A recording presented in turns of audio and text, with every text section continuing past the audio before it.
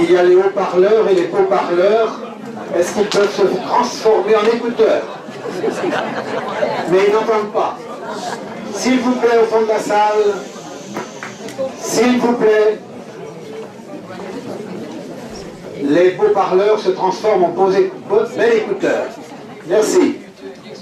Alors je profite de ces retours après la pause pour rappeler d'une part que la prochaine conférence, ce sera avec Antoine Sfer. Vous pourrez dire autour de vous qu'il y aura de la place puisqu'elle sera à l'abri Notre-Dame. Une deuxième chose, je ne voudrais pas qu'ayant participé aujourd'hui à cette magnifique conférence, vous vous disiez, bon, on a tout appris, donc on n'a plus besoin d'aller à Pentecôte 2012 à Landévennec. C'est pas la même chose. Au contraire, cela doit vous donner un avant-goût et vous dire que ce sera formidable, donc je vous encourage à y aller surtout. Une troisième chose, c'est toujours désagréable de le rappeler, mais les conférences sont gratuites pour ceux qui viennent les écouter. Il y a des frais, il y a à l'entrée un panier, certains déposent leur offrande en entrant, d'autres le font en sortant. Mais je vous remercie tous. Voilà, Monseigneur, il y a beaucoup de questions. Je vous laisse le soin de faire un tri et d'y répondre. Merci beaucoup. Alors, il y a effectivement beaucoup de questions qui, en plus, partent dans plein de directions. Je ne sais pas par laquelle commencer. Alors, on va commencer par celle-là, puisque ça concerne l'introduction. Dans votre introduction, vous avez rappelé les trois piliers de l'Église, ou les trois composantes de la vie de la pastorale. Quel est le lien entre les trois? Évangélisation dans la liturgie, dans l'attention aux petits, aux personnes en difficulté. Eh bien, le lien, c'est que nous ne pouvons pas annoncer l'Évangile sans nous-mêmes nous mettre à l'école de Jésus-Christ, c'est-à-dire à prier et à recevoir la sanctification, que dès que nous commençons à évangéliser, cela nous sanctifie, et qu'il n'est pas possible d'évangéliser ou qu'il n'est pas possible de vivre la sanctification sans être au service des autres. Puisque nous sommes un peuple de serviteurs, le Christ nous ayant dit qu'il était venu pour servir et non pas être au service. Et donc, en fait, on peut le dire autrement, dès que vous allez rencontrer le Christ et que vous allez vous mettre à son école, vous ne pourrez pas faire, ne pas faire ce qu'il a fait lui-même. Or, le Christ, qu'est-ce qu'il se fait? Il se met à aimer les autres, il se met à leur service, il les sanctifie, il les invite à prier, puisque lui-même prie, il part dans la montagne, etc., et puis il va au temple, et il se met à annoncer la bonne nouvelle. Et donc, ces trois piliers que je vous ai cités, ils sont là parce que c'est exactement la manière dont le Christ a agi. Ce qui veut dire que, de fait, la liturgie est évangélisatrice, le service de l'autre est évangélisateur. Vous êtes à reprendre la deuxième partie de la première encyclique de Benoît XVI, la charité dans la vérité, où il dit ça, voilà, il dit que la charité est intrinsèquement, par elle-même, évangélisatrice, et que l'évangélisation, c'est un service, c'est le plus grand service que nous pouvons rendre à quelqu'un, c'est aussi une louange, etc. Donc vous pouvez prendre ça dans tous les sens, vous aurez forcément, ça s'appellera l'un à l'autre. Voilà, j'espère avoir répondu. Après, il y a plusieurs questions sur... puisqu'on parle de liturgie, pourquoi y a-t-il de la messe des jeunes le soir à Morlaix et le dimanche la messe des personnes âgées? Ne serait-il pas formidable de participer tous ensemble? Je ne sais pas exactement ce qui se passe à Morlaix sur le plan des messes, car je ne suis pas le curé de Morlaix. Puis, le problème, c'est que c'est pas parce que vous faites quelque chose que les gens s'y rendent facilement. C'est-à-dire que les jeunes, ils vont où ils veulent, et les personnes âgées vont où ils veulent. Je pense que les curés que vous avez font tout ce qu'ils peuvent pour essayer de faire effectivement cette communion qui n'est jamais très simple. C'est dans notre vie de prêtre, de pasteur, c'est une des choses les plus compliquées de faire que des gens de culture, de formation, d'âge, etc. différents puissent vivre ensemble, c'est-à-dire découvrent qu'il y a quelque chose de plus grand que leur différence, qui est l'Évangile. Voilà, c'est un travail permanent qui demande beaucoup de renoncement à chacun. Alors là, il y a toute une série de questions. L'annonce kérigmatique, voilà, on me cite en exemple les protestants, les évangélistes qui ont des moyens, enfin par l'annonce directe par les médias. Est-ce que nous ne devrions pas faire pareil? Des rassemblements des évangélistes, est-ce qu'on ne devrait pas faire pareil? Quand est-ce qu'on fera chez nous quelque chose avec des milliers de personnes comme dans le Morbihan? Il y en a un en 15 jours. Alors, j'espère que c'est tout cela. Est-ce que c'est un rassemblement pour les déclencheurs de conversion? Je n'attends pas de mieux. En même temps, je crois que l'Église catholique fait aussi beaucoup de choses. Faites attention aussi quand même que, comment dire, les méthodes, par exemple, je pense à l'Amérique du Nord, les méthodes des pasteurs évangélistes, par exemple, par les médias, correspondent aussi à une culture qui est celle de l'Amérique du Nord. Je ne suis pas sûr que nous ferions, que ça passerait chez nous, quoi. Donc, voilà. Mais je crois quand même que nous faisons de réels efforts avec nos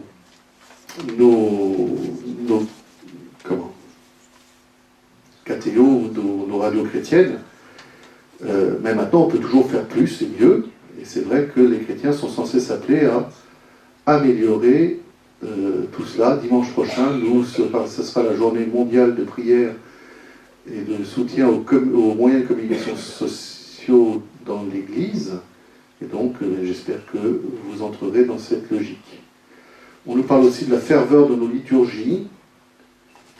Ne devons-nous pas mobiliser beaucoup d'énergie, de foi et d'espérance pour progresser dans la beauté de nos célébrations? N'est-ce pas dans ce lieu qui nous conduiront en premier lieu les personnes qui vous feront connaître le Christ? Oui, vous verrez d'ailleurs que c'est aussi quelque chose que je vous demanderai dans les orientations. De fait, aujourd'hui, beaucoup de gens sont en attente de la qualité de nos liturgies, sans faire des choses exceptionnelles. Et c'est quelque chose sur lequel nous avons à veiller, mais encore une fois, ça se fait nous tous. Si vous attendez que nos messes soient simplement un produit de consommation fini, eh bien vous aurez la même réponse que ce que j'ai donné un jour aux jeunes, il y a longtemps, dans un autre diocèse. Là, j'étais au moyen de jeunes, et il y en a un qui me dit, qui a confirmé, il dit, moi c'est nul vos liturgies, j'aimerais une messe de jeunes. Il dit, super, quand est-ce que tu viens? Et il me répond, non, vous allez me faire une messe de jeunes et je viendrai. Je dis, ah d'accord, tu veux que je fasse une messe de jeunes avec des vieux, quoi. Donc si nous voulons que nos liturgies soient belles, il nous faut aussi nous-mêmes nous y investir. On me pose une question sur les pardons. Effectivement, les pardons sont des lieux, certainement des beaux lieux où nous pourrions appliquer la nouvelle évangélisation. Il y a des équipes qui travaillent, c'est quelque chose qui m'habite depuis 4 ans. C'était une de mes joies quand j'ai su que j'étais nommé en Finistère, c'est de savoir qu'il y avait ici une religion populaire, qui est quelque chose d'extrêmement important, et donc ça fait 4 ans que j'ai ça dans ma mémoire et sur mes tablettes. On a commencé à mettre un groupe de travail là-dessus. Ce n'est pas si évident. Ce n'est pas si évident parce que le pardon étant traditionnel, il est possible que la place de chaque piquet soit fixée depuis 500 ans, et il le sera pour 3000 ans devant nous. Et donc changer quelques petites choses, faut convaincre, donc il faut le faire intelligemment. Puis je vous avoue qu'on a eu quelques petites choses aussi à faire depuis 4 ans, ce qui fait que ça fait partie des projets, des dossiers prioritaires, mais je n'ai pas réussi à tout traiter à la fois. Les campagnes d'affichage de l'Église, je n'ai pas le temps de tout lire, ne serait-il pas plus évangélique? Alors oui, c'est ça. Est-ce qu'il ne faudrait pas vivre l'abandon à la providence, puisque le Christ nous dit le lys des champs, les eaux du ciel, est-ce que réellement on doit se préoccuper de l'argent? Alors, c'est vrai que nous croyons à la providence, Et l'Église en vit largement, car je peux vous assurer que si nous étions une entreprise humaine, il y a très longtemps que l'Église aurait mis la clé sous la porte. Très longtemps. Très longtemps. Je voudrais vous m'expliquer comment on fait pour qu'un diocèse comme l'autre, qui a son déficit d'exploitation de 2,5 millions d'euros par an, tiens, j'ai pas dit 250 000, hein, j'ai dit 2,5 millions. Voilà. Dans son déficit d'exploitation. On arrive parce qu'on a des dons, on a des legs, et si ça c'est pas de la providence, eh bien je ne sais pas ce que c'est. De fait, la providence agit parce qu'on a tout le temps des gens qui veulent bien donner des choses et qui fait qu'on arrive à tenir à flot. Et d'autre part, je suis d'accord pour compter sur la providence, mais nous devons faire l'équilibre avec une autre parole du Christ qui est que nous ne devons pas tenter Dieu et ne pas mettre en place les moyens humains qui nous donnent notre intelligence, nos capacités, nos dons, pour récupérer aussi les moyens pour annoncer l'Évangile, peut être pour une part une tentation de Dieu. Donc c'est tout l'équilibre entre ces deux-là, mais je crois quand même que notre Église vit par la providence. Ne serait-il pas plus évangélique de faire une campagne d'affichage du kérisme? Nos dernières campagnes d'affichage l'ont été, sur les 3 dernières années, les campagnes que nous avons faites pour donner de l'Église, où justement nous avons provoqué ceux qui l'élisaient, ne serait-ce que par l'affichage, à aller voir ce qu'il y avait derrière. Et j'ai le témoignage. Alors, je ne sais pas si vous vous souvenez de la campagne d'affichage qu'on a fait il y a 2 ans et il y a 3 ans, qui était particulièrement provocatrice, puisqu'on avait pris les moyens de communication des discounts, des grandes surfaces à bas prix. Alors, les bons chrétiens traditionnels ont été surpris, voire critiques, mais ce n'était pas eux que cette campagne visait, puisque eux, nous savons qu'ils sont fidèles dans leurs dons. Nous visions justement des populations qui étaient plus éloignées, en particulier les populations de jeunes. Et je vous annonçais par exemple que cette publicité a tellement frappé les jeunes que Fun Radio, je crois, ou je ne sais plus quelle radio de jeunes, en a même fait une publicité gratuite, en disant les jeunes, le diocèse de l'Ouest, ils ont fait des trucs, c'est super, voilà. Et donc il y a des gens, on m'a dit, des gens qui s'arrêtaient parce qu'ils voyaient la machin, ils s'arrêtaient, ils n'avaient pas pu lire ce qui était en petit, ils allaient voir ce qu'il y avait. Et voilà, ça nous a d'ailleurs donné de nouveaux donateurs. L'option préférentielle des pauvres, ne vous inquiétez pas, c'est dans les orientations qui vont vous être données. Alors, j'essaierai de lire ça, c'est des questions qui sont arrivées après. Pouvez-vous... Voilà, une question sur le vocabulaire qu'il faudrait employer pour pouvoir toucher les jeunes générations. Alors, c'est une question un petit peu compliquée, je vous la livre très rapidement, je vous donne une réponse très rapide. Il y a pour une part dans la foi un vocabulaire qui est incontournable. Comme d'ailleurs il y a un vocabulaire incontournable dans chaque groupe humain. Je veux dire, le foot, il y a un vocabulaire du foot. Si vous ne le connaissez pas, vous n'y comprenez rien, c'est mon cas. Voilà, je ne comprends rien au foot parce que je ne sais pas ce que c'est que ce machin. D'ailleurs, ça ne m'intéresse pas. Donc comme ça ne m'intéresse pas, je ne connais pas le vocabulaire. Quelqu'un qui s'intéresse va connaître le vocabulaire. Il y a une part de vocabulaire qui est incontournable parce qu'il nous vient de l'Écriture sainte elle-même, il nous vient de la tradition de l'Église, et il nous faut l'expliquer. Il nous faut l'expliquer aux gens qui veulent le connaître et qui sont intéressés. Et il y a un autre volet, c'est qu'il nous faut réussir à dire de façon simple, et c'est justement notre rôle d'évangélisateur dans cette proximité que nous avons avec les autres, c'est notre rôle de pouvoir monnayer en termes accessibles à celui qui nous est proche ce que nous croyons. Et il est évident que vous n'allez pas parler de la même façon à telle personne suivant son milieu social, suivant ses centres d'intérêt, suivant l'endroit où l'on est de sa foi, suivant ce qu'elle vit au quotidien. Vous n'allez pas tout à fait parler de la même façon. Je vous donne un exemple. Ce matin, avec les néophytes, j'avais côte à côte une personne remarquable qui vient des milieux populaires, qui a de très grande pauvreté, même pauvreté intellectuelle, et à côté d'elle, un docteur en médecine, brillantissime, tout aussi exceptionnel. Bien. Comment on parle aux deux en même temps? Alors, ben voilà, c'est tout l'art pastoral, et c'est tout l'art de ce que l'Esprit Saint peut nous inspirer quand nous lui demandons, Seigneur, donne-moi le langage, les mots qu'il faut pour telle ou telle personne. Après, on y arrive plus ou moins, parce qu'on est plus ou moins doué suivant les cas. Mais c'est là où il faut demander à l'Esprit Saint de savoir trouver les bons mots qui vont toucher. Je pourrais rajouter un troisième volet. On doit expliquer les choses, on doit réussir à employer un vocabulaire qui soit bien adapté. En même temps, il ne faut pas non plus prendre les gens trop pour des imbéciles. Ils sont capables, plus que nous le croyons, d'entendre un certain nombre de choses. Je pense que le problème de fond n'est pas d'abord le vocabulaire. Le problème de fond, il est le désir de quelqu'un à vouloir connaître.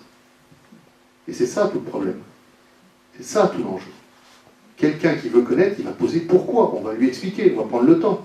Le gars qui ne veut pas connaître, il entend un terme qu'il n'aime pas, il zappe. Donc le vrai problème, il est pourquoi, comment quelqu'un va vraiment avoir le désir de rencontrer le Christ et de... Voilà, alors ça c'est très mystérieux. C'est très mystérieux, ça commence parce que Dieu lui-même est à l'œuvre. Mais je n'ai pas la réponse à cette question parce que je ne saurais pas répondre pourquoi quelqu'un tombe amoureux de quelqu'un d'autre. Je n'en sais rien. C'est une alchimie très mystérieuse. Mais le vrai problème, il est là. Il est comment nous pouvons aider quelqu'un à rencontrer Jésus. Et la première chose à faire, c'est la prière. Et puis nous-mêmes montrer comment ça change notre vie. Il y a quelqu'un qui me dit, je ne supporte pas l'expression Jésus s'est donné en rançon pour nos péchés, c'est le mot rançon. Et cette personne oppose cela à l'amour, etc. Alors, d'abord, je ne pourrais pas enlever ce mot-là. Jésus s'est donné en rançon pour nos péchés, parce que c'est quelque chose écrit dans l'Écriture sainte. Donc c'est une parole, que ça nous plaise ou non, c'est une parole qui est inspirée par Dieu. Et donc on ne peut pas la changer. Cependant, il faut bien la comprendre. Qu'est-ce que ça veut dire? Alors, si vous permettez, on va faire un tout petit développement théologique. Et peut-être vous allez comprendre pourquoi Dieu nous a sauvés de la manière dont il nous a sauvés. Mais que nous ne savons qu'après coup. On ne pouvait pas l'inventer au départ. Voilà. La première chose que fait Dieu quand il crée, ce que nous révèle la Genèse, c'est que Dieu nous crée à son image, et donc il nous crée pour être aimé et pour aimer. C'est ça qui rend l'homme heureux. Voilà. Mais il y a une condition fondamentale à l'amour, c'est qu'il faut être libre. Je ne peux forcer personne à aimer.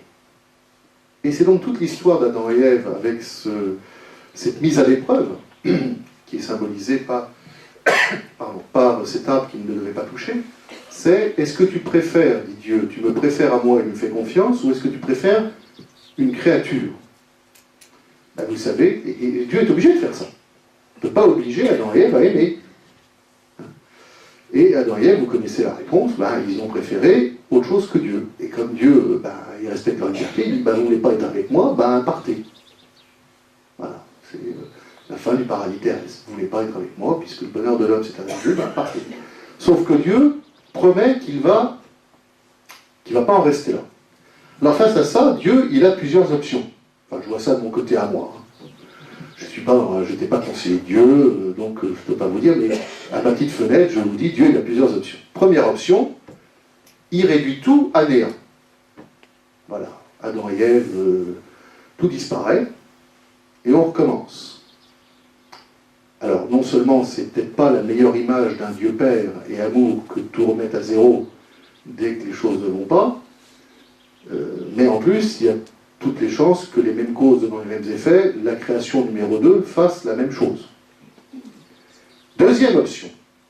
Dieu fait comme si c'était rien passé. Il fait semblant. Donc il dit, c'est pas grave, on va faire autre chose.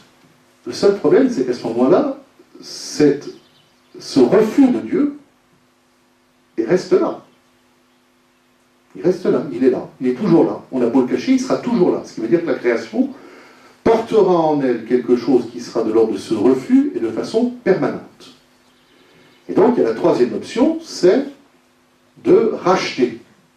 C'est-à-dire de pardonner, mais en même temps de racheter dans le sens où il faut effacer cela. Très bien. Et c'est ce que Dieu promet. Sauf que pour pardonner et racheter cela, eh bien, c'est l'homme qui a péché. C'est donc un homme qui doit demander pardon. Moi, quand je fais une bêtise, quand j'ai cassé quelque chose, j'envoie pas mon chien ou mon petit chat demander pardon, non. C'est moi. Bon, des fois, j'envoie ma petite sœur, c'est plus facile, mais c'est pas... Si c'est l'homme qui a péché, c'est l'homme qui doit demander pardon. Et en même temps, on mesure le niveau de l'offense à celui qui est offensé. Si je donne un coup de poing à mon petit frère parce qu'il m'a piqué mon doudou, ben, c'est pas bien, mais c'est mon petit frère. Si je donne un coup de poing à ma mère parce qu'elle ne veut pas me donner, elle me donne que des haricots verts, c'est peut-être un petit peu plus compliqué parce que c'est ma mère. Ils sont tous les deux dignes, mon petit frère et ma mère en dignité humaine, c'est les mêmes, sauf qu'ils n'ont pas tout à fait la même place par rapport à moi. C'est pour ça que l'offense se mesure à l'offensé. Et l'offense qu'on a fait à Dieu, elle se mesure à Dieu. Et donc ça veut dire que celui qui doit demander pardon doit être à la mesure de Dieu. Et il n'y a que Dieu qui est à la mesure de Dieu. Et donc, il fallait, pour demander pardon, et effacer ce péché pour y mettre l'amour, il fallait quelqu'un qui soit à la fois homme et Dieu. Et c'est pour ça que Dieu se fait homme.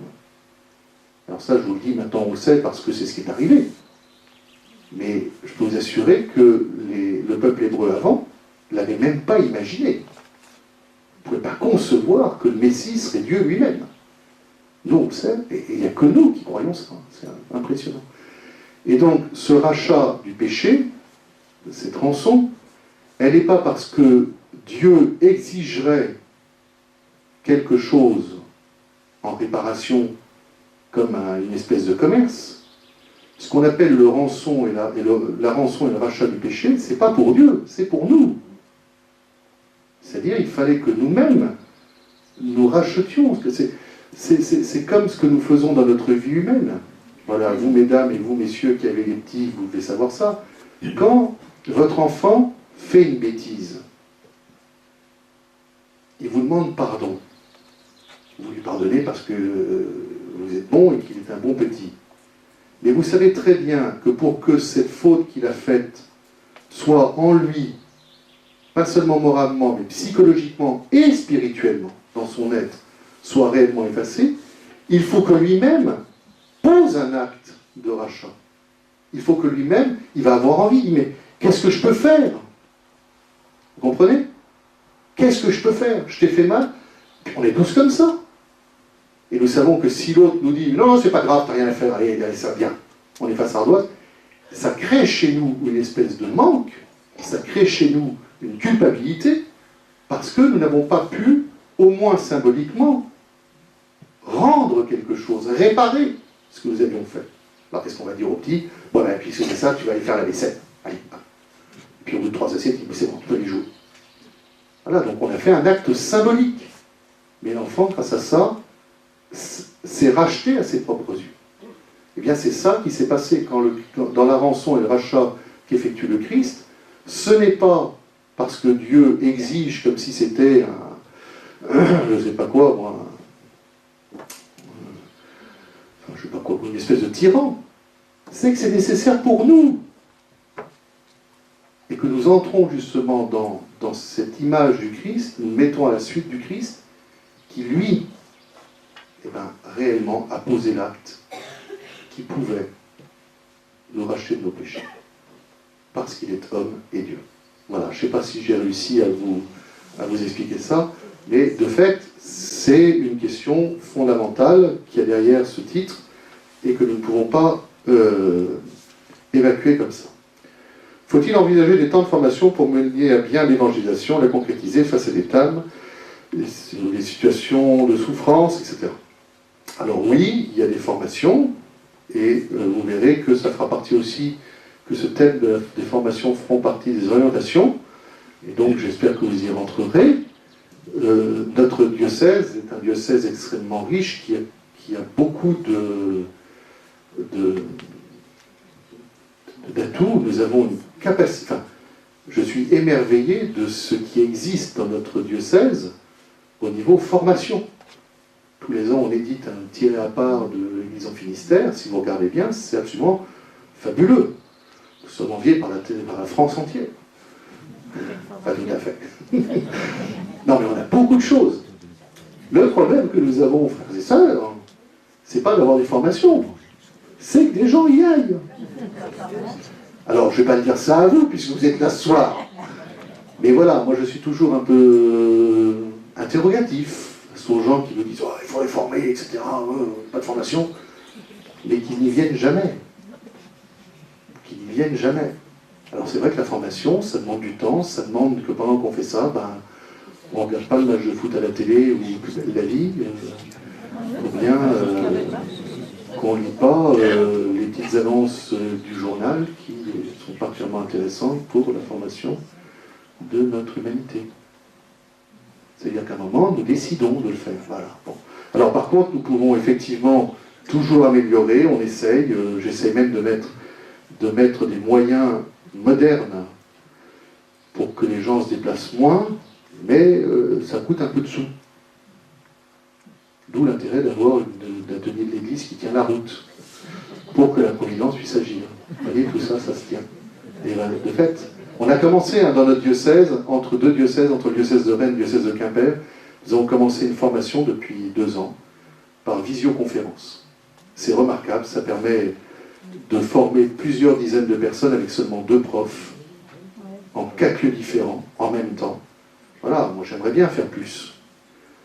Mais avant d'engager 10 000 € par poste de visioconférence, faut être sûr que les chrétiens vont décider à venir. Et je pense qu'ils viendront, mais voilà, enfin, on va y aller progressivement. Alors, une question qui n'a rien à voir, mais qui est quand même très intéressante. Que devient l'Esprit Vatican II? Pourquoi le pape actuel négocie seul avec les intégristes? Nous ne sommes pas informés. Alors, pourquoi le pape négocie? Parce que c'est une catastrophe d'avoir un schisme dans une église. C'est une catastrophe. C'est arrivé au cours des temps. Chaque fois qu'il y a eu un concile écuménique, il y a toujours eu un schisme après, dans l'histoire de l'Église. Après Vatican I, il y a eu les vieux catholiques. Après le concile de Trente cherchait aussi à réconcilier toutes les églises issues de la Réforme et l'Église catholique, etc., etc. Et donc, c'est une catastrophe. Et en général, quand on ne se réconcilie pas vite, c'est-à-dire dans les 20-30 premières années, ça dure des siècles. Et c'est le boulot du pape de faire en sorte que dans l'Église universelle, les gens soient réconciliés. C'est son boulot, comme c'est le boulot de l'évêque de faire en sorte que dans son diocèse, les gens soient en communion. Donc le pape fait son travail quand il essaye avec, il ne le fait pas tout seul, ne vous inquiétez pas, il y a suffisamment de commissions derrière qui font ce qu'ils peuvent, avec des théologiens, des ambassadeurs, etc. Il fait son travail, et son travail de Pierre, de successeur de Pierre, quand il essaye de faire en sorte que cette dérive qui est arrivée après Vatican II, eh bien, n'aille pas plus loin, qu'il se réconcilie des choses, qu'on réconcilie les gens.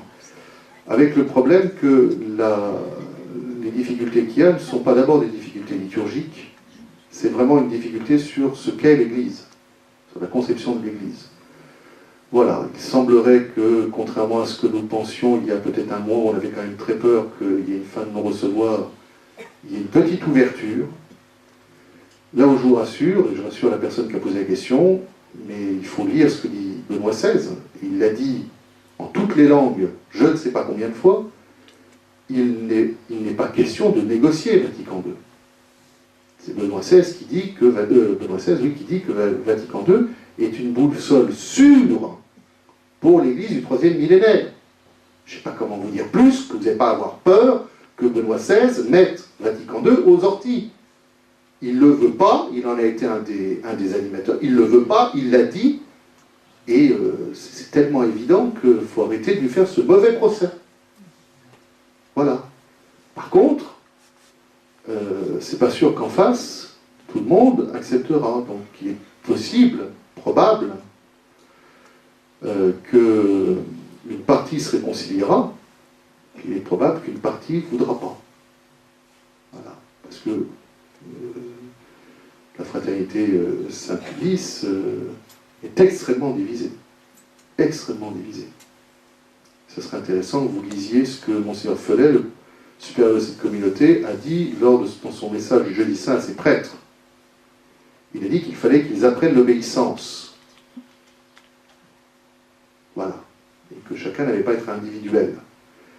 Donc, je vous rassure, mais vous pouvez prier, comme vous priez dans l'écuménisme, vous priez pour l'unité de l'Église auprès de nos frères séparés issus de la Réforme, ou nos frères orthodoxes ou anglicans. Il faut prier pour les intégristes, pour qu'ils se réconcilient, et que nous soyons capables de les accueillir. Parce que ce sont des gens qui croient. Voilà. Et c'est une catastrophe quand il y a un schisme dans l'Église. Mais n'ayez pas peur, Benoît XVI fait bien son travail. Oui, mais une question. Les séminaires intégristes sont pleins à craquer. Oui. Comment allons-nous intégrer ces prêtres avec une culture qui n'est pas forcément la nôtre actuellement? C'est pas sûr qu'on arrive à bien les intégrer d'abord. Alors pourquoi les séminaires intégristes, entre guillemets, ou le séminaire est plein à craquer? Tout simplement parce qu'ils ratissent large. Ils ratissent sur l'ensemble de l'Europe. Nous, on ratisse sur notre diocèse. Donc c'est aussi pour ça. Il faut comparer ce qui est comparable. Mais puis ils ratissent aussi sur des gens, voilà.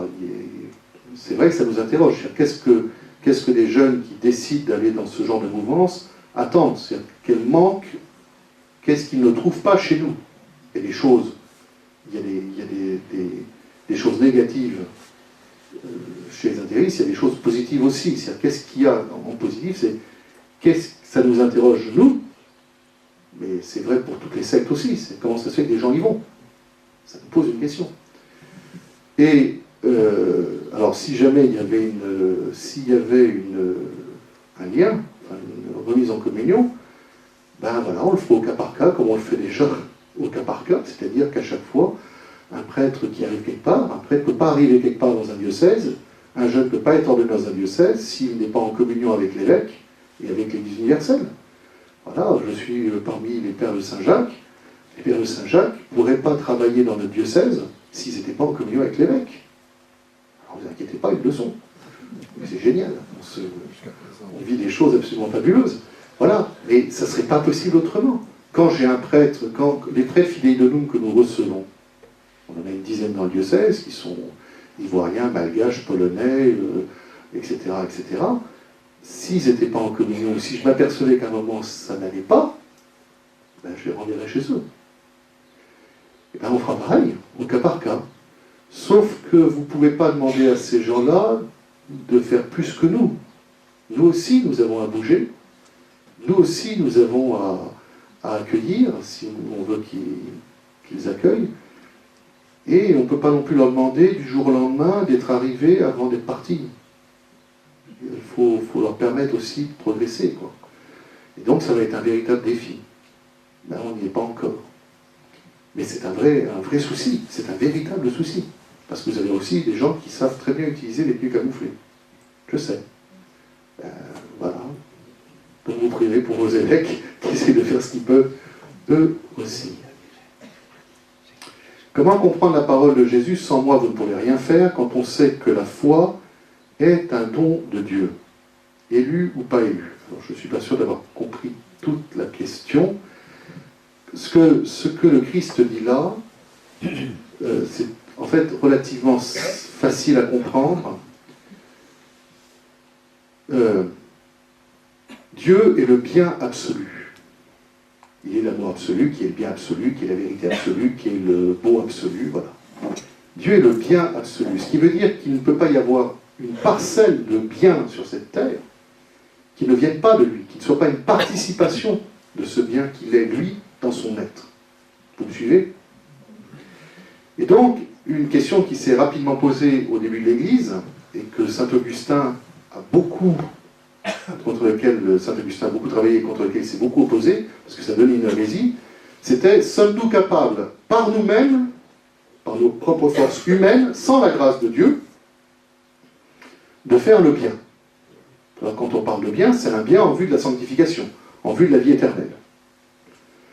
Alors ça a donné une hérésie qui s'appelle, ça y est,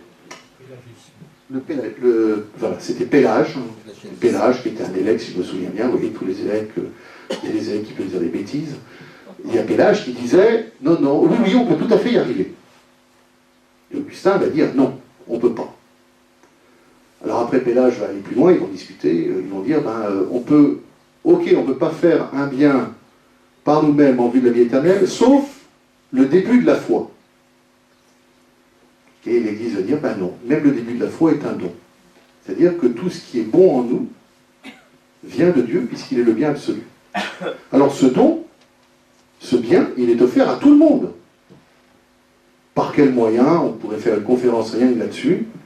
Comment est-ce que le Christ est proposé aux gens qui ne connaissent pas le Christ et qui ne peuvent pas le connaître? Voilà, le salut des incroyants, comment ça se fait? Bon, Dieu emploie plein de moyens, on ne va pas traiter de ça ce soir, mais ce que je peux vous dire, c'est que Dieu propose à chacun dans sa liberté, comme à Adam et Ève, comme à vous: est-ce que tu veux me suivre? Il le fait par plein de moyens, en particulier par la conscience. Et il y a l'homme qui répond oui ou non. S'il répond oui, c'est qu'il a accepté la grâce de Dieu, et le cheminement qu'il va faire est aussi une grâce. Puis s'il répond non, il bloque la grâce. Il empêche Dieu, qui respecte notre liberté, de faire tout le bien que Dieu voudrait faire. Et donc ce dont nous sommes capables de faire, ce n'est pas d'avancer dans le bien, c'est de refuser le bien. Voilà, c'est ça qui est à notre portée. Paul le dit: malheureux homme que je suis, je fais le mal que je ne voudrais pas, et je ne fais pas le bien que je voudrais. Voilà, alors ça pourrait être très très inquiétant si nous ne savions pas que Dieu nous donne constamment sa grâce, qu'il nous la propose tout le temps. Et vous avez de multiples passages dans l'Évangile, du genre demandez, vous recevrez, frappez, on vous ouvrira, enfin, etc., qui vous montrent qu'à un moment, Dieu passe son temps à nous donner ce qu'il faut, et qu'on peut lui demander. Lequel d'entre vous donnerait un serpent à son enfant qui lui demande un œuf? Voilà, vous trouvez ça dans l'Évangile. Combien plus le Père du ciel donnera à ceux qui lui demandent l'Esprit Saint. Donc Dieu nous donne sa grâce. Mais après, c'est à nous de l'accepter ou de la refuser. Et c'est ça aussi un des enjeux de notre vie. Voilà, j'espère avoir répondu, même partiellement, à cette question. Je vois l'heure qui tourne. Pouvez-vous consacrer quelques minutes à nous parler des difficultés que nous rencontrons pour transmettre notre foi au sein de notre propre famille? Oui, c'est une question très très importante et qui entraîne beaucoup de souffrance. Et si vous me permettez, je vais l'élargir. Ces difficultés que nous avons dans la transmission de la foi en général, dans l'évangélisation en général. Alors je vais d'abord commencer par la famille. De fait, il y a une parole assez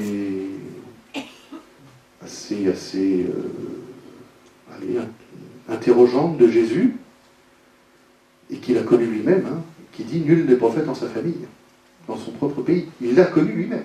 Je vous ferai remarquer que dans l'Évangile, les premiers qui ont voulu tuer Jésus, bien avant, 3 ans avant sa passion, c'est ses copains de Nazareth.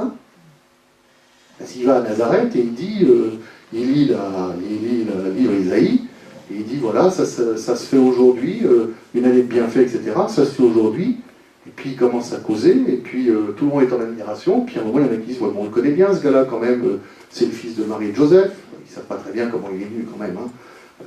Voilà, puis les cousins, les cousines, ils sont parmi nous. Voilà, c'est moi, Jésus, c'est moi le Messie. Je suis sûr que vous allez lui faire un accueil triomphant. Vous allez faire comme les Nazaréens, ils ont pris les pierres, ils ont voulu le lapider, le foutre jeter par-dessus la barrière.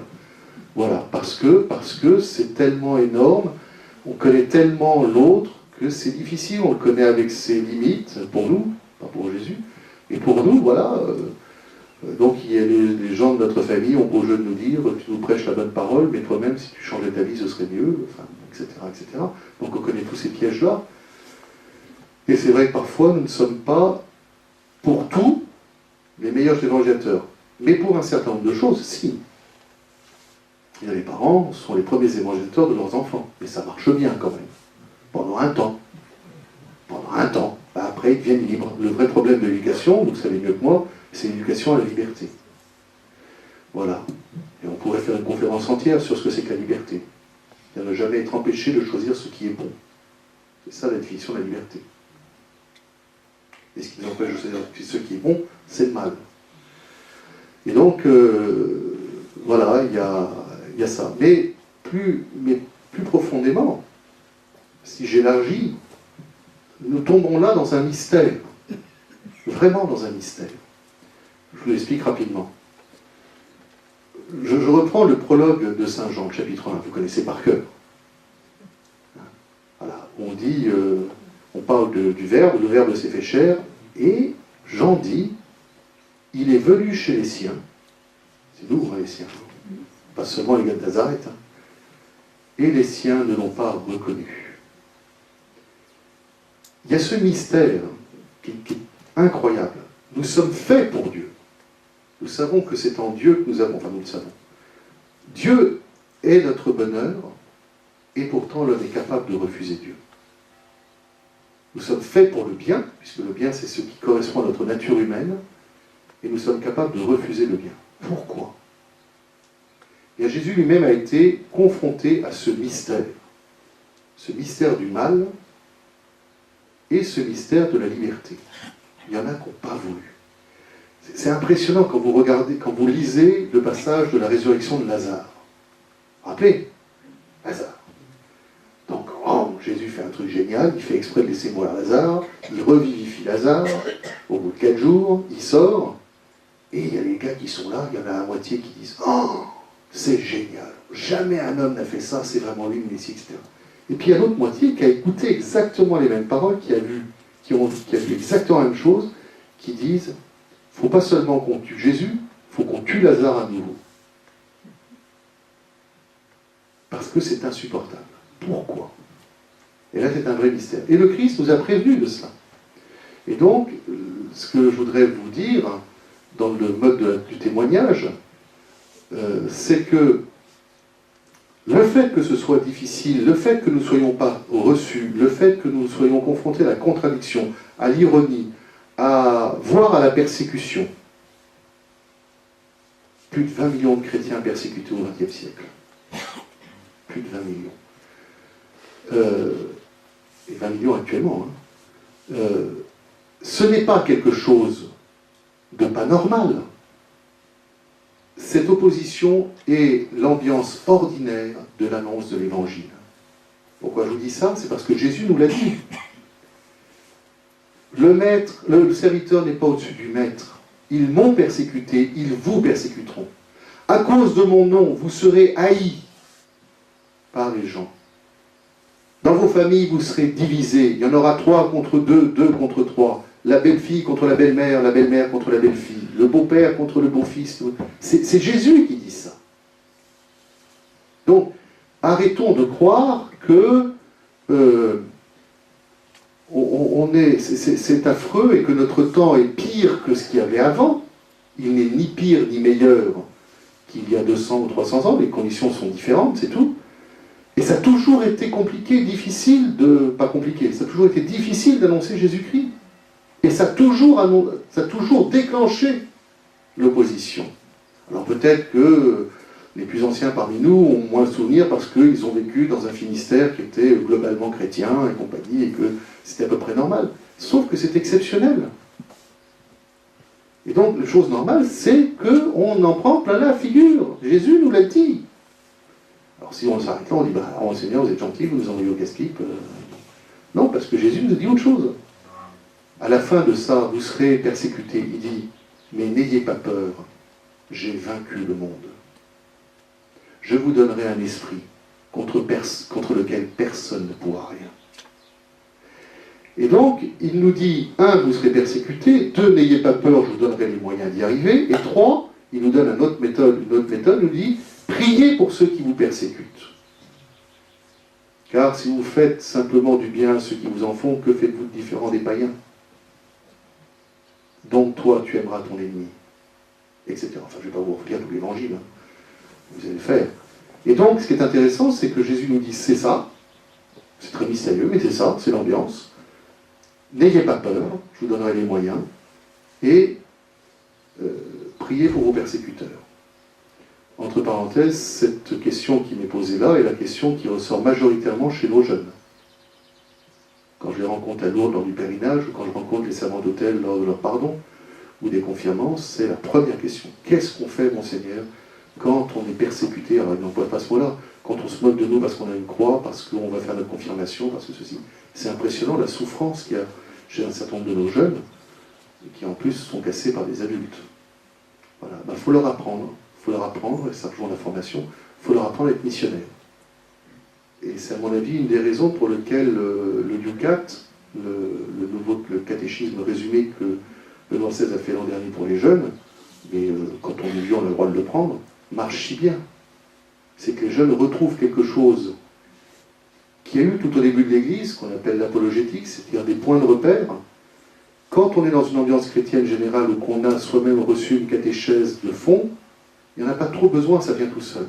Comme aujourd'hui, il n'y a plus cette chose de fond de catéchèse, il y a une vraie rupture de transmission de la foi, et bien voilà, on s'aperçoit qu'on a besoin de choses. Donc il faut se former aussi. Il faut prier, et il faut se former. Et il ne faut pas rester tout seul. Il faut en discuter avec les autres. Et voilà, moi j'ai reçu ça, comment on sentit, qu'est-ce qu'on peut faire, comment tu fais toi. Et c'est pas seulement vrai sur le domaine de la foi, c'est vrai sur le domaine de l'éthique, etc., etc. Et donc, il faut prier, il faut s'entraider, et il faut se former. Voilà. C'est à peu près un tout. On va peut-être s'arrêter. Ah oui, alors, oui. Qu'est-ce que j'ai vu là? Est-ce qu'il y a des choses... je sais pas. Oui, il y avait quelque chose sur comment participer quand on est plus âgé.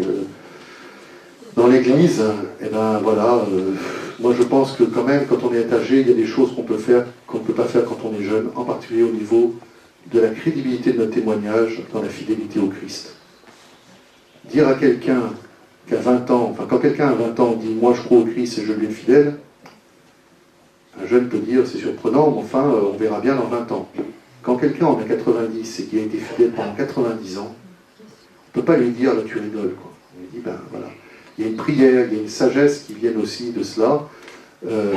Bon voilà, on pourrait dire plein de choses là-dessus.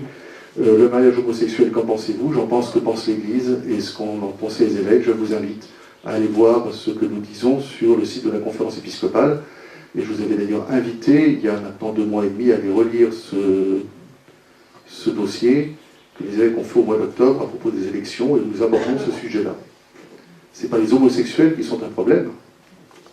Nous avons à les aimer, à les accueillir, à les accompagner, mais l'homosexualité est une véritable question. Et c'est pas moi qui le dis, c'est Dieu. C'est marqué dans l'Écriture sainte. Mais il n'y a pas l'homosexualité qui pose question. La question qu'on peut se poser, ne tombez pas dans ce piège, parce qu'aujourd'hui, c'est devenu très compliqué d'avoir un discours là-dessus. Est-ce qu'on peut dire quelque chose sur un acte ou une situation sans pour autant qu'on soit taxé de juger les gens qui la vivent? Est-ce qu'on peut entendre la parole de l'Évangile? Je suis venu pour juger le péché et pas les pécheurs. C'est Christ qui nous dit ça. Est-ce que l'Église a encore le droit de le faire? Alors que les autres qui sont en dehors râlent, ça fait partie du jeu, mais sans que les chrétiens eux-mêmes râlent et comprennent cette chose-là. C'est-à-dire que de fait, je peux vous dire, voler c'est pas bien, maintenant est-ce que le voleur est un méchant? Ben ça dépend, et j'en sais rien. Je peux dire que tuer c'est pas bien, est-ce que celui qui a tué est forcément un méchant? Ben ça dépend. Entre celui qui est un tueur en série et ce pauvre gars qui se retrouve dans les tranchées à Verdun, peut-être une petite différence. Ben oui, mais n'empêche qu'on tue. N'empêche qu'on tue. Et que le gars qui s'est fait tuer en face, c'était pas bien. Etc. Donc, quelle différence nous faisons entre la situation là, qui peut être un péché, et la personne elle-même? Ben, les personnes, on fait tout ce qu'on peut pour les accueillir et les aimer, etc. Voilà. La guerre de 14, par exemple, ont été mobilisés. Bien sûr, c'est tout le problème de la... Voilà, mais on pourrait prendre tous les commandements, ce sera pareil. Voilà, c'est pas... Je peux dire que prier Dieu, c'est bien. Est-ce que celui qui ne prie pas est un méchant? Je ne sais pas, moi. Dieu le sait. Voilà. Alors, bon, des choses sur les jeunes, mais je n'ai pas eu le temps de répondre. Voilà. Et puis, autre chose, tout ce que vous voudrez, vous serez exaucé. Oui, alors pourquoi on n'est pas exaucé? Ça aussi, c'est une grande question. Mais je me demande si sur le site du diocèse, il n'y a pas une conférence de ma part sur la prière dans laquelle j'aborde ce sujet. Pourquoi ne sommes-nous pas exaucés? Des fois, nous ne sommes pas exaucés parce que, enfin, pas comme nous voulons, parce que le but, c'est pas d'abord de recevoir ce que nous avons demandé à Dieu, c'est de grandir dans la connaissance que nous avons de Dieu. Et que Dieu, des fois, comme nous le faisons pour nos enfants, nous fait patienter. Enfin bon, il faudra aller voir ça sur le site. Bon, mais peut-être qu'il faut quand même leur offrir le temps de... Non, c'est fini. Ah non, c'est fini. Je suis désolé. Vous n'avez même pas le droit de me poser des questions. Ah non, c'est fini. C'est scandaleux. On tient au respect de 2 heures qui sont annoncées, parce qu'il y en a qui prévoient leur temps. Donc, mais je trouve que c'est intéressant qu'il y ait beaucoup de questions et qu'il y ait des attentes, parce que on va pouvoir faire une nouvelle conférence dans le cadre de l'année 2012-2013 avec vous, et ce sera la suite. Et de toute façon, ça veut dire qu'il faut venir à Landévennec pour avoir la suite. Il y aura une suite à Landévennec et une suite ici. Il n'est pas question de conclure après vous, Monseigneur, mais je dirais un petit peu à partir de ce que vous nous avez dit, nous sommes venus avec vous autour du puits de la Samaritaine et nous avons rencontré Jésus, et chacun de nous va repartir vers son village, c'est-à-dire vers les siens, pour dire simplement ce qu'il a entendu. Et c'est formidable, parce que ce qu'elle dit, la Samaritaine, quelqu'un qui m'a dit tout ce que j'ai fait, ce qu'elle a fait, c'est pas formidable. Et pourtant, c'est ça qui amène les autres à venir. Alors, la prochaine fois, et d'abord à Landévennec, et puis la prochaine conférence dans le cycle qui va commencer à partir du mois d'octobre, où nous vous inviterons encore, Monseigneur, et puis on prendra la suite et vous amènerez ceux que vous aurez rencontrés. Merci beaucoup. Cette Samaritaine magnifique, qui dit quelque chose qui n'est pas simple. Elle est adultère. Et Jésus dit, pointe son adultère, sans la juger. Voilà, ça rejoint la question d'avant. Et c'est ça qui la sauve. Vous savez que quand on ne dit pas aux gens qui sont dans une situation qui n'est pas bien, nous ne les aidons pas. Nous ne les faisons pas grandir dans leur humanité. C'est une question immense qu'est la correction fraternelle. Benoît XVI en a parlé il n'y a pas longtemps. Comment est-ce qu'on peut annoncer vraiment la vérité et bien l'annoncer, sans mettre les autres dans un état où ils ne pourront pas recevoir la vérité? C'est tout un art magnifique. Voilà, on pourrait en parler des heures et des heures, mais n'empêche que c'est ce qui a sauvé la Samaritaine. Vous aurez dans les orientations, vous aurez comment le Christ a procédé pour annoncer l'Évangile et le processus de toute évangélisation. Donc venez et vous recevrez les orientations. J'espère qu'elles vous les direz. Vous verrez, il y a un petit peu de matière, parce que c'est fait quand même pour quelques années. Mais j'ai voulu aussi faire une catéchèse. Vous verrez, les orientations sont extrêmement simples. Et j'ai mis à côté, j'ai des explications, comment y arriver, pourquoi, etc. Et donc je vais vous les confier. Et je suis sûr que vous ferez des choses magnifiques. Merci à vous et à Landévennec alors.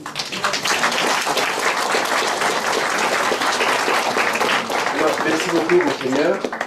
Et déjà, je vous dis à l'année prochaine pour une conférence. Ensuite, et à vous aussi. Alors, je vais quand même préciser avant que vous ne partiez. Je rappelle qu'il y a le pot tout à l'heure. Deuxième chose, on va essayer de mettre toute la conférence d'aujourd'hui sur le site Saint-Jacques. Je rappelle le site Saint-Jacques, missionnaire-saint-jacques.org. On va essayer de la mettre pour que vous puissiez la voir. Également, à partir d'une question qui a été développée assez longuement par Monseigneur, sur la question de rançon. C'est tout le thème de l'Épître aux Hébreux. Le Père Le Barzic a écrit tout un travail sur l'Épître aux Hébreux que vous pouvez trouver à l'Artisanat, qui justement développe très bien ce que vous avez dit, Monseigneur, à savoir pourquoi celui qui se présente pour racheter doit être en même temps homme et Dieu. C'est tout le thème de l'Épître aux Hébreux, donc vous pouvez trouver ça. Voilà. Également, je rappelle 2 ou 3 petites choses. Il y a à la sortie un tract, ou du moins un petit feuillet, Jeunes Landévennec. Vous êtes invité à le prendre, à donner aux jeunes, mais derrière, ça concerne ceux qui ont plus de 25 ans aussi. Donc, intéressés. Et puis également un autre petit feuillet qui parle d'un camp de jeunes à Saint-Jacques entre le 26 et le 29 juillet, qui intéresse les jeunes. Il y a des jeunes autour de vous, il y a des jeunes chez vous. Pensez à prendre le tract et puis à le glisser dans leurs mains en leur disant « ça pourrait être intéressant ».